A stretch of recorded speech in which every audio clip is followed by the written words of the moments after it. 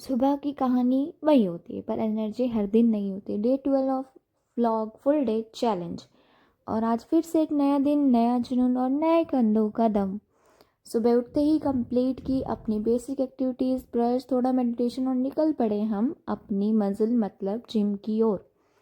Gym का मतलब सिर्फ मसल बनाना नहीं होता, कभी कभी दिमाग भी पंप करना पड़ता है ताकि मोटिवेशन स्ट्रांग रहे। जिम पहुंचते ही सबसे पहले वार्म अप और स्ट्रेचिंग, क्योंकि बॉडी को प्रिपेयर करना बहुत ज़रूरी होता है। जैसे रेस से पहले कार का इंजन गर्म करते हैं, स्ट्रेचिंग से मसल्स फ्लेक्सिबल बनती हैं, इंजरी का रिस्क कम होता है और ब्लड फ्लो बढ़ता है। सबसे पहली एक्सरसाइज जो हमने की वो थी military press. It builds overall shoulder strength and mass.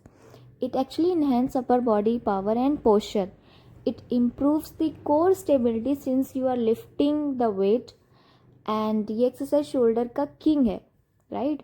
उसके बाद हमने जो सेकंड एक्सरसाइज की it was dumbbell shoulder press. It actually helps develop both shoulder equally, perfect for symmetry.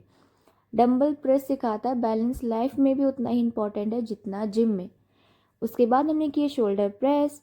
It gives you that broad shoulder look, strong shoulder, strong personality, क्योंकि जब हम सीधे खड़े होते हैं तो दुनिया ऑटोमेटिकली सीधी हो जाती है। उसके बाद हमने किए lateral raises. Creates that V shape physique broader from the top. It actually makes the wings. तो लेटरल रेजेस करो क्योंकि हर हीरो को उड़ने के लिए शोल्डर्स चाहिए। उसके बाद हमने किया फेस पुल। करने से सिर्फ मसल नहीं उठती, पूरी पर्सनालिटी ही लिफ्ट होती है। It builds that 3D shoulder look from all the sides. It strengthens back shoulder muscles for the stability.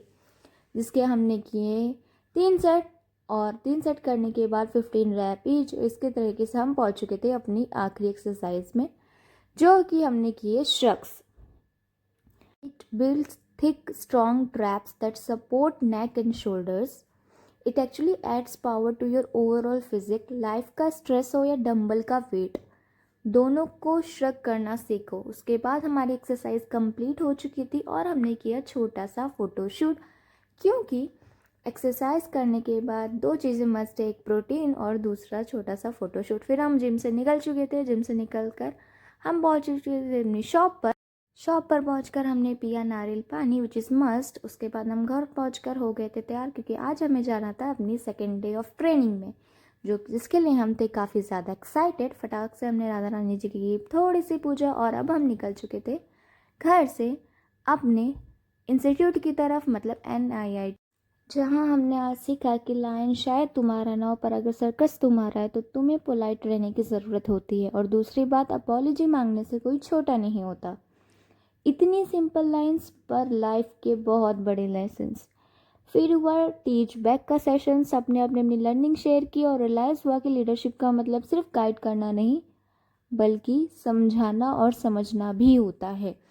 फिर हो चुकी थी शाम और निकल चुके थे हम अपने घर की तरफ।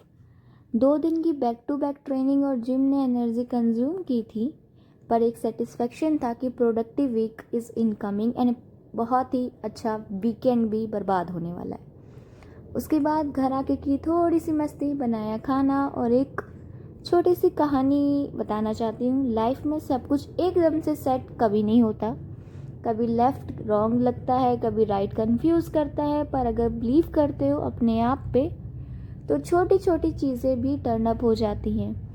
मैं ही जिम, ट्रेनिंग, ब्लॉग, काम सब जगल कर रही हूँ, पर हर दिन थोड़ा और बेटर हो रही हूँ। So you just need to be consistent, which is a key, and that I am also learning, but still it is a good thing. खाना बन के हो चुका था रेडी और अब बारी थी अपना दूसरा काम करने की, यानी हर दिन की तरह दूध लेकर आने की।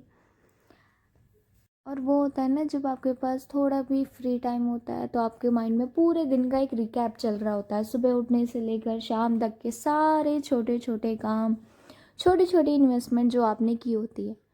फिर हम घर आ गए, घर आकर खाया खाना, पिया दूध विच इज़ अ मस्ट। उसके बाद अब बारी हो चुकी थी आराम